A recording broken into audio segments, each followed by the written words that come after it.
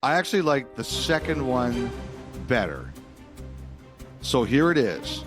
This was the player's suggestion. Now, by the way, I would just like to say to Ron Hainsey from the Players Association, if he thinks the podcast has a stupid idea, he will text me and say, you are an idiot. If you don't like these ones, Ron, it's the players, not me. This is it. The players suggested, and I like this one, that if you're playing defense in the D zone and your stick breaks and your team ices the puck, you should not be allowed to go to the bench and get a new stick. When play resumes, you should still be without one, and you shouldn't be able to go back and get a new stick unless it's in the true flow of the game, not an icing. Wow. I actually really like it. I really like it. It feels, I mean, it's a little barbaric, but the more I let it sink in, that could be kind of fun. So now I'm just picturing, obviously, I like if you're barbaric. I'm pro-barbarian. Right. Well, that's the area you grew up in. But so now I'm picturing like a centerman with their stick broken. Now, obviously, you could have a winger take the draw, but maybe there's a time where it's still the centerman and it just goes full on hit stick right off the face-off. Goes right through the opposing centerman. Completely negates the puck. I would like to see that. I think if you don't have a stick, you can't take the face-off. Let's just add that in.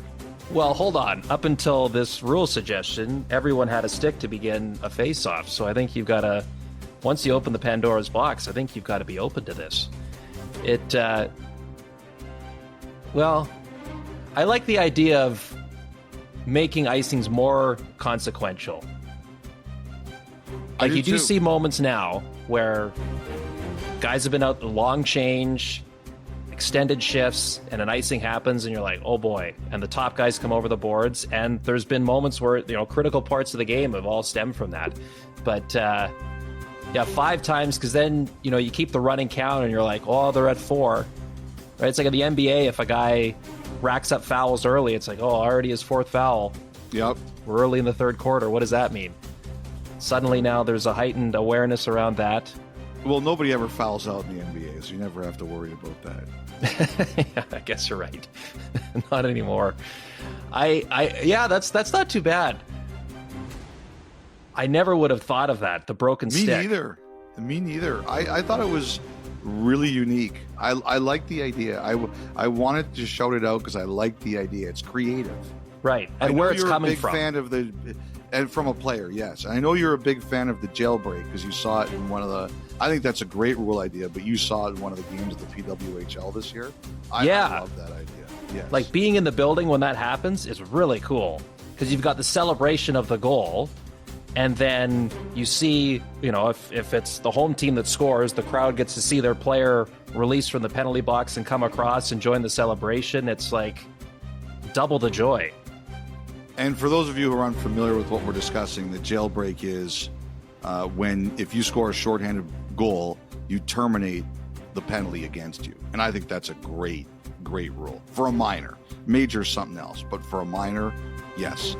Here we are, breaking down the news and solving all of hockey's problems in one podcast. 2-for-1 special for all of the listeners. Yeah. And the league. You've seen the 2-in-1 shampoo and conditioner. I raise you news and problem solving in one podcast. Especially, again, going back to the fact that it comes from, because it's one thing for us to sit here and be like, well, they could do this, we should change that rule. But for those that actually have to live it, that have to deal with these changes, or going, no, it's something we would like to see, that's really something. Love it. When is the next competition committee meeting? That's a good question. I'll have to ask that. May take a while for it to show up on the agenda there, but it's good to talk about. Really good to talk about. I know I'll get a text. One way or the other. It'll either be... Somehow it'll still be your fault. You're stupid, or you and the players are stupid. Yeah. You're stupid for not thinking it's stupid. Stupid. Yeah, that's right. Okay, We had talked just over a week ago, heading into the Combine in Buffalo, Elliott, that, the winds were circling in a way that it could be a very, very interesting week in terms of conversations and a lot of noise out of Buffalo. So we talked about the Sabres being active. The Rangers were another team. As the dust settles and everyone left the Combine there over the weekend, what other teams are you hearing that could be among the more active between now and leading right into free agency next month?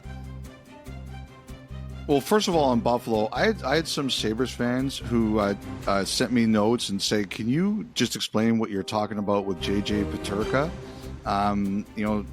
Do you think Buffalo won't trade him?" And I said, "That's not what I believe. What I believe is that Buffalo does not want to trade him. Now, who knows where this will go, but the Sabres have made it very clear that's not what they want to do. So I figured I would explain that a little bit more." Is mentioned the Rangers. Okay, I wanted to add a few more teams here.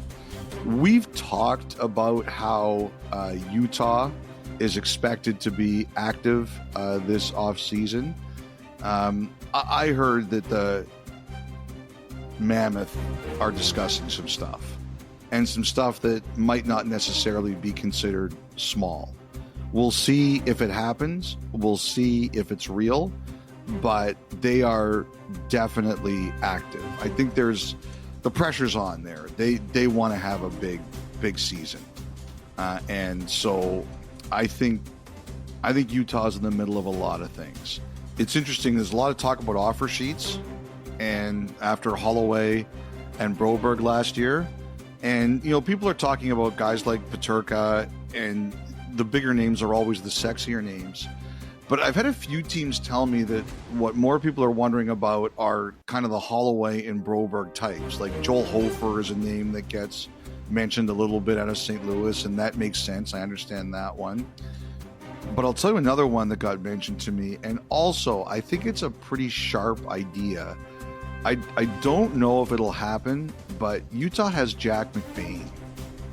And, McBain's a center, and he's a bigger guy. He's 25 years old. He's 6'4" center. Teams are always looking for those kinds of players. Big centers are hard to find. And I think the Mammoth really like him, and I think they're trying to sign him. But that's a name that a couple people were telling me when we were talking about offer sheets, who's an under the radar type that could get one. McBain was a name I heard quite a bit, actually. Low key, I heard another team, Seattle. I think Seattle is really eager to take a step this year. They have a lot of cap room. They have a lot of draft picks. They have a lot of flexibility. And, I don't know how Jason Botterill feels about offer sheets, or Ron Francis feels about offer sheets, but it was pointed out to me that Seattle has a flexibility